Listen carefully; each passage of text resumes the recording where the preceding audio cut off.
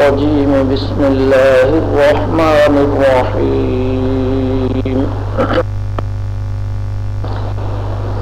يا أيها المدثر قم فأنذر وربك فكبر وثيابك فطهر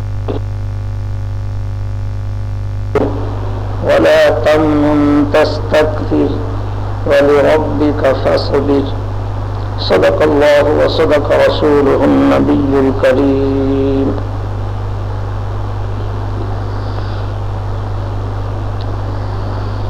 قرآن پاک چشمہ ہدایت ہے، انسانیت کو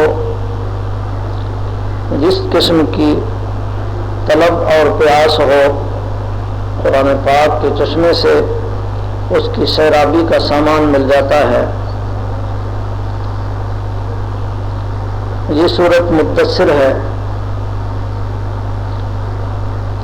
جناب رسول اللہ صلی اللہ علیہ وسلم غار حرا میں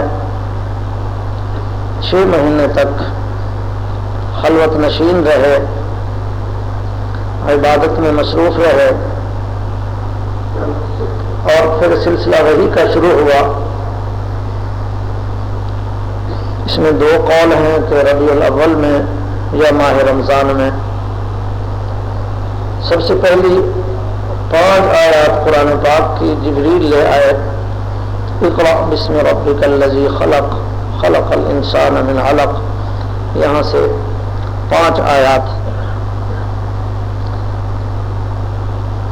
اس کی تفصیل بخاری شریف میں موجود ہے۔ ان 5 آیات کے حاصل کرنے کے بعد جناب رسول اللہ صلی اللہ علیہ وسلم گھر تشریف لے گئے۔ یہ پہلی وحی تھی، اس کا بہت بوجھ تھا آپ پر، اس لیے کہ وحی اللہ کا کلام ہے اور اس کی برداشت نبی ہی میں ہو سکتی ہے، اور وہ بھی آخر الزمان پیغمبر صلی اللہ علیہ وسلم میں۔ ہر آدمی میں اس کی برداشت نہیں ہوتی۔ تو اس وحی کے بوجھ کی وجہ سے آپ کو پسینہ آ رہا تھا اور بہت زیادہ پریشان تھے، گھر تشریف لے گئے۔ وہ قصہ بھی بخاری شریف میں موجود ہے۔ حضرت خدیجہ الکبریٰ رضی اللہ تعالی عنہا ہماری اماں محترمہ نے تسلی دلائی اور ایک عالم کے پاس لے گئیں اور ان کی گفتگو ہوئی، آپ کو تسلی ہوئی۔ پھر 3 سال تک تقریباً سلسلہ وحی کا منقطع ہو گیا۔ وحی جو ہے یہ جیسے ایک بھاری اور بوجھل چیز ہے، ایسے ایک لذیذ چیز بھی ہے۔ اللہ تعالیٰ کے ساتھ ہم کلامی ہے۔ اس لذت کی طلب میں کہ دوبارہ اللہ تعالیٰ کی طرف سے وحی آئے، 3 سال تک آپ انتظار میں رہے اور بہت مضطرب رہے۔ درمیانے ان 3 سالوں کی کیفیات احادیث میں تفصیل سے موجود ہیں۔ اس لیے کہ اللہ تعالیٰ جب اپنے کسی بندے سے مخاطب ہوتے ہیں، اگرچہ حجابات میں سے جیسے موسیٰ علیہ السلام سے گفتگو فرمائی من ورائے حجاب، پردے میں سے، لیکن موسیٰ علیہ السلام کو اتنا مزہ آیا کہ دیکھنے کی خواہش ظاہر کر دی۔ پھر دیکھنے کی طاقت تو نہیں تھی، وہ قصہ قرآن میں موجود ہے۔ تو اللہ پاک جب اپنے بندے کی طرف متوجہ ہوتا ہے تو اس توجہ کے انداز اس آدمی کے حساب سے ہوتے ہیں۔ اللہ تعالیٰ اپنے دوستوں کی طرف بھی متوجہ ہوتے ہیں، یہ خصوصی توجہ ہوتی ہے۔ لیکن جناب رسول اللہ صلی اللہ علیہ وسلم تو کائنات کے سب سے بڑے پیغمبر بھی ہیں اور آخری پیغمبر بھی ہیں کہ جہاں روحانیت کائنات میں اترنے کے حساب سے اس سے آگے اور کوئی محبت ایسا نہیں، ایسا کوئی محل نہیں برکات جو وحی کے ہیں وہ کسی اور پر آ سکیں.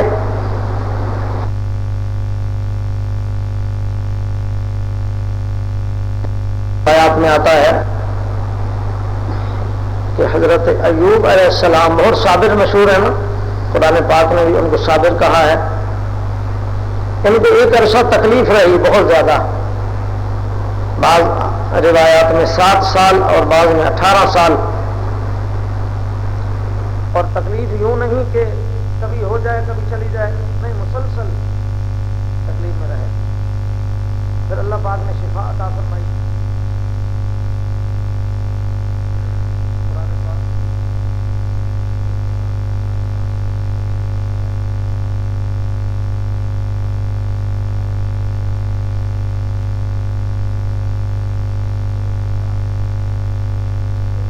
آپ جا رہے تھے ایک وادی میں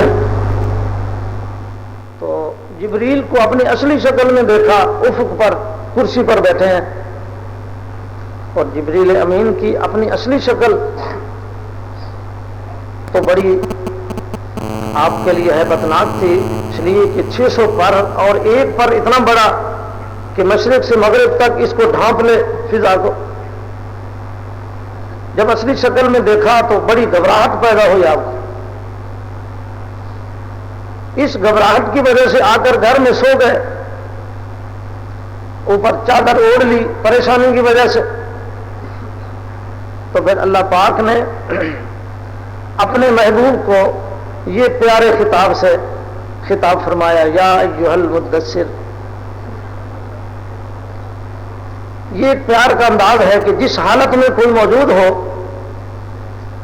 تو آنے والا محبوب اس کو اسی انداز سے پکارے. یہ پیار کا انداز ہے. اے چادر اوڑھنے والے اٹھو.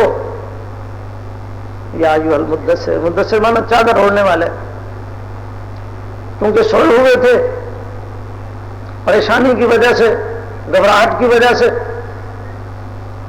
بار بار فرما رہے تھے زملونی، چادر اڑاؤ مجھے، سردی، کپ کپی، گھبراہٹ. تو اللہ تعالیٰ نے یہ 3 سال کے بعد دوبارہ پھر پیار کا جملہ بولا، فرمایا اے چادر اوڑھنے والے اٹھو، قم فانذر. اب اپنی ڈیوٹی سنبھالو. آپ کے ذمہ ہے جو دوڑ کر جہنم کی طرف بھاگ رہے ہیں ان کو پکڑو، ان کو نکالو جہنم سے. اس وقت تک کیونکہ ہم لانے والے بہت قلیل تھے، اقل القلیل، اس لیے تبشیر والی صفت نہیں ذکر کی کہ ایمان والوں کو خوشخبری سناؤ، تو ہی بہت قلیل، اس لیے انذار کی صفت ذکر کی. قم فانذر، کھڑے ہو جاؤ اور ڈراؤ. جناب رسول اللہ صلی اللہ علیہ وسلم ایک جگہ فرماتے ہیں کہ میری مثال اور تمہاری مثال ایسی ہے، امت کے بارے میں فرمایا کہ جیسے پروانے دوڑ کر آگ میں گر رہے ہوتے ہیں اور کوئی شخص ان کو پکڑے کہ آگ میں جل نہ جائیں، تو دنیا کے انسان دوڑ کر جہنم میں گرنا چاہتے ہیں، مگر میں ان کو پکڑ کے آزاد کرانا چاہتا ہوں کہ جہنم سے آزاد ہو جائیں. یہ ڈیوٹی اللہ کے رسول کے ذمہ لگی. قم فانذر، اٹھیے اور ڈرائیے. اب جب یہ ڈیوٹی ذمہ لگی تو یہ ڈیوٹی کس کی ہے؟ اللہ کی. یہ ذمہ داری اللہ ڈال رہے ہیں، گویا کہ اللہ کے ایک کام میں، اللہ کی سپرد شدہ ڈیوٹی میں اب آغاز فرما رہے ہیں. تو اس لیے فرمایا وَرَبَّكَ فَكَبِّرْ، اپنے رب کی بڑائی بھی بیان کرتے رہیے. وَرَبَّكَ فَكَبِّرْ، اس سے معلوم ہو گیا کہ کسی کو جہنم سے آزاد کرانے کے لیے جب محنت کی جاتی ہے تو اس کا آغاز اس سے ہونا چاہیے کہ اس رب کی بڑائی بیان کی جائے اس کے سامنے. اگر سب سے پہلے اس کو جہنم سے ڈرایا جائے گا تو شاید اس کے دل و دماغ پر یہ بات نہ آئے. جب اس پیدا کرنے والے کی عظمت بیان کی جائے گی کہ جس نے تمہیں پیدا کیا ہے اور جس کے قبضے میں تمہارا ایک ایک سانس ہے، جس کے قبضے میں تمہارا ایک ایک لمحہ ہے، وہ کون ہے؟ جب چاہے تمہیں یہاں سے آگے منتقل کر دے، وہ کون ہے؟ اور جس کے دربار میں تمہاری حاضری ہے، وہ کون ہے؟ نہ کسی کی سفارش چلے، نہ کسی کا دباؤ چلے، نہ کسی کا مال چلے، نہ کسی کی فوج چلے، کوئی چیز بھی وہاں نہ چلے. اس کی طاقت اور عدالت تکبر، اپنے رب کی بڑائی بیان کیجیے، یہاں سے آغاز کیجیے. وَثِيَابَكَ فَطَهِّرْ، جب اس میدان میں آپ نے چلنا ہے تو پھر اپنے کپڑوں کو بھی پاک رکھیے. اس سے کنایا ہے کہ اپنے ظاہر اور باطن دونوں کو پاک رکھیے.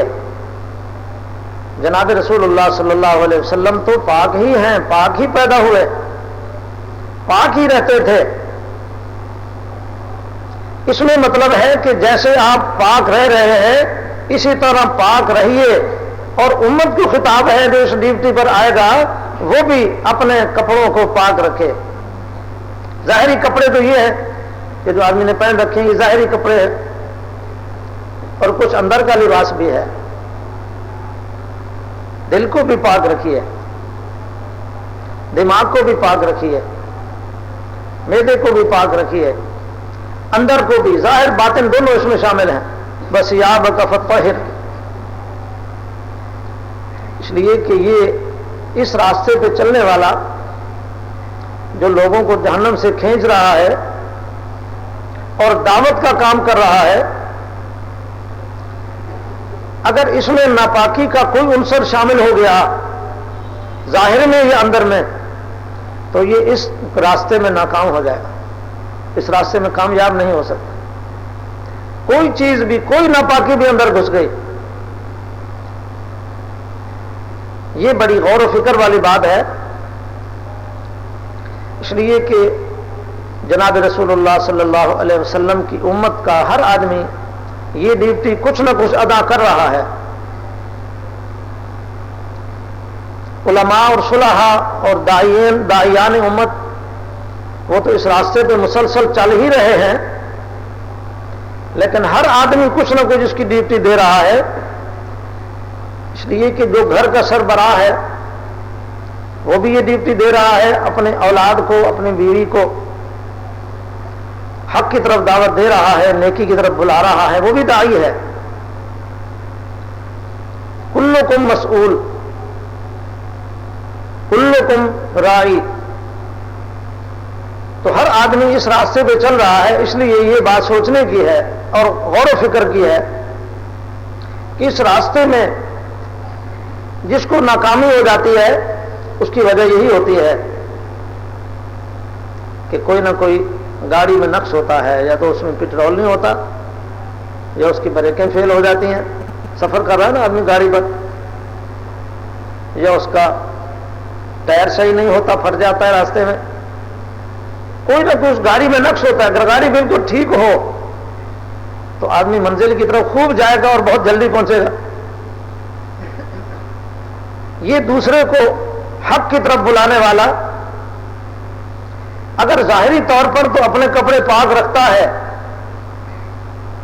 لیکن اس کے دل میں دنیا کی محبت والی ناپاکی چھپی ہوئی ہے. یہ دنیا کی محبت رکھتا ہے دل میں. وہ محبت جو مذموم ہے، وہ محبت، دنیا کی وہ محبت جو مذموم ہے، جس سے منع کیا اللہ نے. کچھ نہ کچھ محبت کی تو اجازت ہے.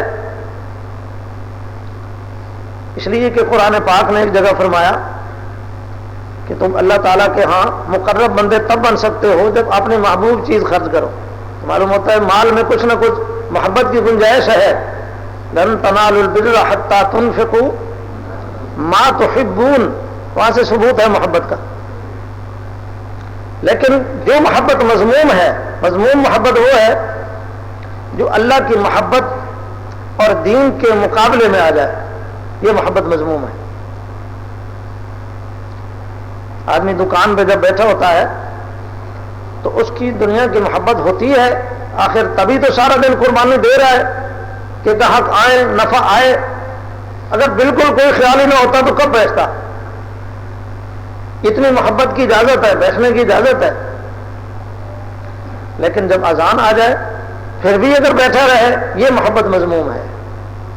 اتنی محبت نہیں ہونی چاہیے کہ اللہ کی طرف سے بلاوا آ جائے کہ آؤ میرے پاس، اور وہ پھر بھی بیٹھا رہے، یہ خطرناک محبت ہے، یہ ناپاک ہے۔ یہ اگر اندر گھس گئی تو یہ بڑی خطرناک ہے، یہ داعی ناکام ہو جائے گا۔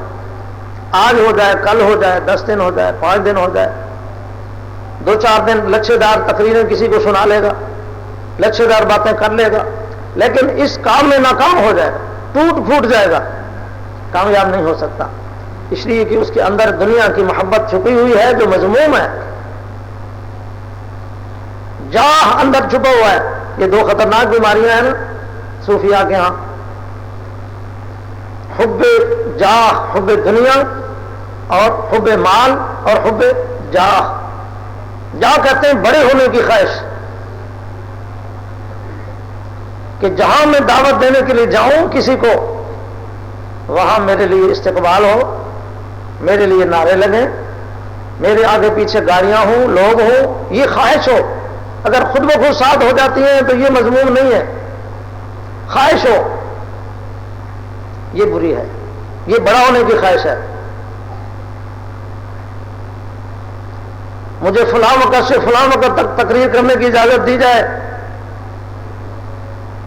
جب مجمع بہت زیادہ ہو مجھے اس وقت بولنے کا موقع دیا جائے، یہ سب بڑے ہونے کی خواہش ہے، یہ خواہش مذموم ہے۔ کتنے دن چلے گا؟ نہیں چل سکے گا، ناکام ہوگا۔ جس کی ڈیوٹی ادا کر رہا ہے وہ ناراض ہے، جس کی نوکری کر رہا ہے وہ آقا ناراض ہے، تو پھر کیسے چلے گا؟ نہیں چل سکے گا۔ وہ اسے بہت جلد ریٹائر کر دے گا، بہت جلد معطل کر دے گا، اس نوکری سے ہٹا دے گا اس کو۔ بات سمجھ آ رہی؟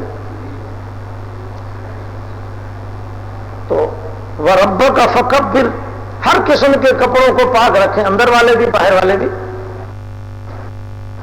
وَثِيَابَكَ فَطَهِّرْ وَالرُّجْزَ فَاهْجُرْ، رجز ناپاکی، اس سے بت بھی مراد ہے، اور اس سے ہر غیر اللہ مراد ہے۔ وَالرُّجْزَ فَاهْجُرْ، اللہ کے غیر کو چھوڑ دیں۔ کیا مطلب؟ کہ جس کے ساتھ تعلق ہو اللہ کی وجہ سے ہو۔ غیر اللہ کو چھوڑنے کا یہ معنی نہیں ہے کہ نماز بھی چھوڑ دیں، قرآن بھی چھوڑ دیں، صلح انبیاء بھی چھوڑ دیں، نہیں، وہ غیر اللہ نہیں ہے۔ جس کے ساتھ اللہ حکم فرمائے اس کے ساتھ تعلق رکھیں، جس چیز سے اللہ نے روک دی اس کو چھوڑ دیں۔ وَالرُّجْزَ فَاهْجُرْ،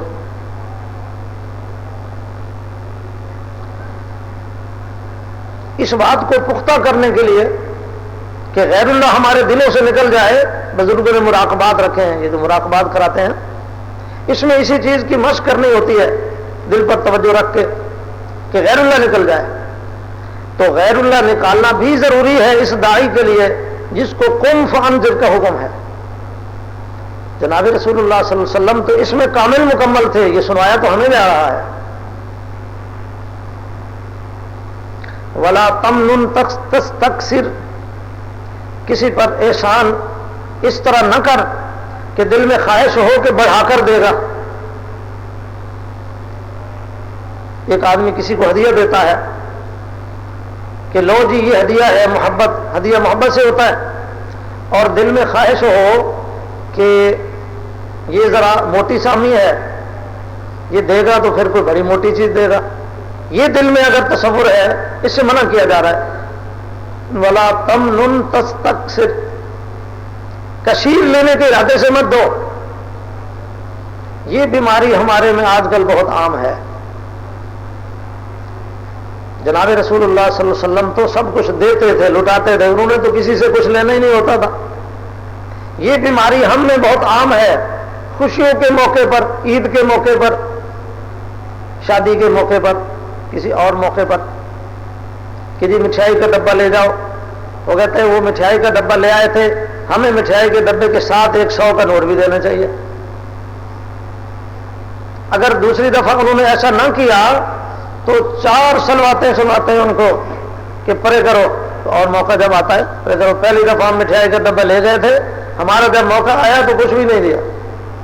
اس سے جذبہ معلوم ہو گیا نا کہ زیادہ لینے کا جذبہ ہے، یہ جذبہ ٹھیک نہیں ہے، عام لوگوں کے لیے بھی ٹھیک نہیں، مناسب نہیں، لیکن جو حق کے داعی ہیں ان کے لیے تو باقاعدہ حکم ہے کہ ان کے لیے بالکل ٹھیک نہیں۔ ولا تمنن باقاعدہ نہیں ہے، ترغیبی انداز بھی نہیں، ولا تمنن تستکثر۔ اور آخر میں فرمایا وَلِرَبِّكَ فَاصْبِرْ۔ یہ جو راستہ ہے یہ راستہ ہی ایسا ہے کہ اس میں مدح کم ہوتی ہے اور مشکلات زیادہ ہوتی ہے صحیح داعی کے لیے، اس لیے کہ اس کو اپنے نفس سے بھی لڑنا پڑتا ہے۔ یہ جو داعی ہے جو دوسروں کو بلا رہا ہے، وقفے وقفے سے اس کو ادھر بھی لڑنا پڑتا ہے۔ صراط مولانا فرما رہے تھے مجاہدہ نفس کے ساتھ، اس لیے کہ یہ قانون ایسا ہے کہ یہ ابھرتا ہے اوپر نفس،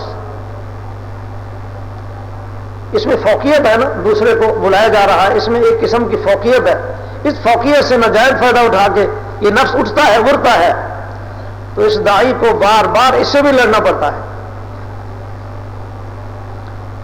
بلکہ جو صحیح داعی ہیں وہ اپنے بیان کے درمیان میں بار بار دل پر توجہ رکھتے ہیں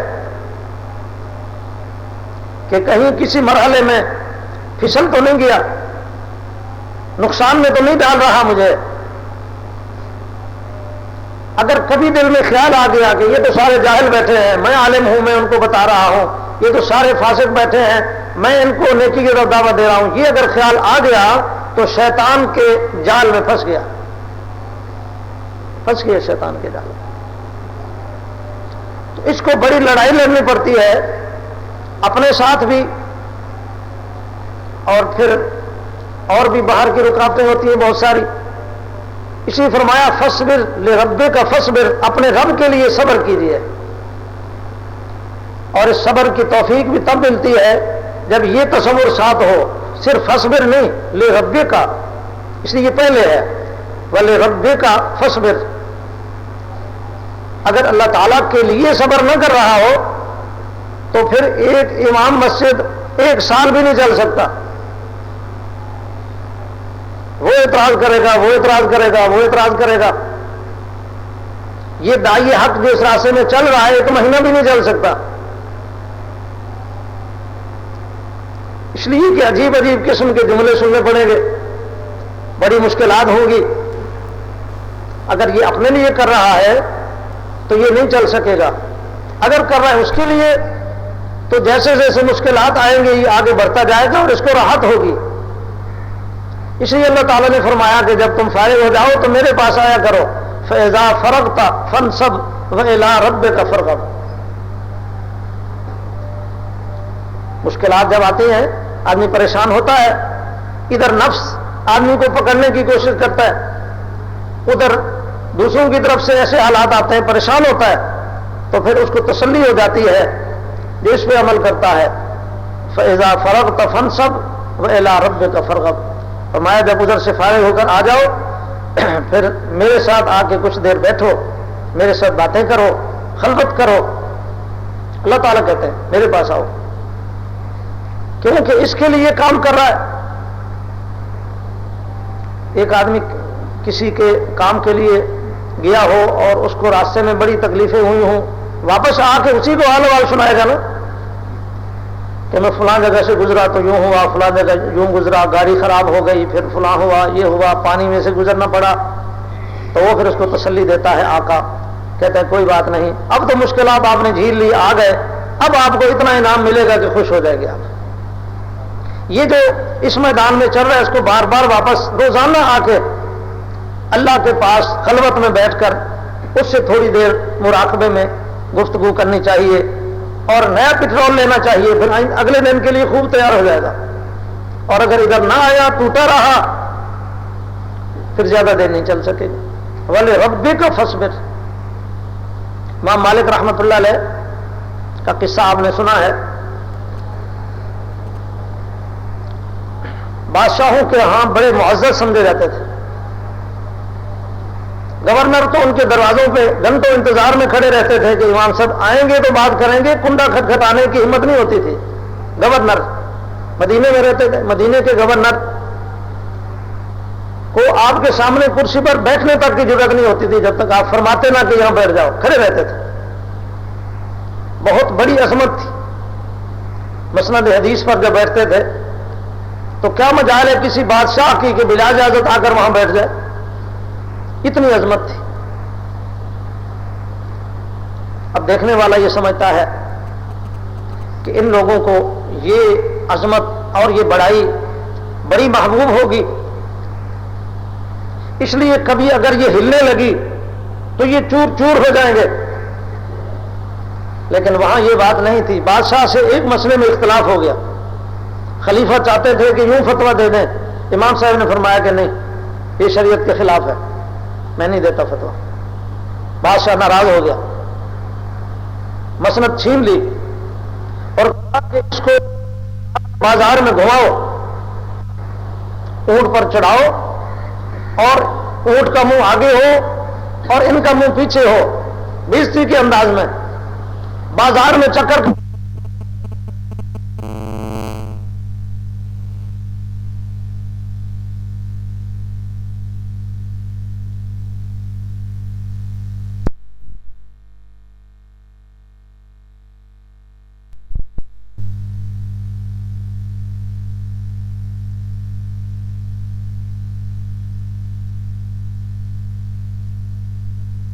ہاتھ چوما کرتے تھے، استقبال کیا کرتے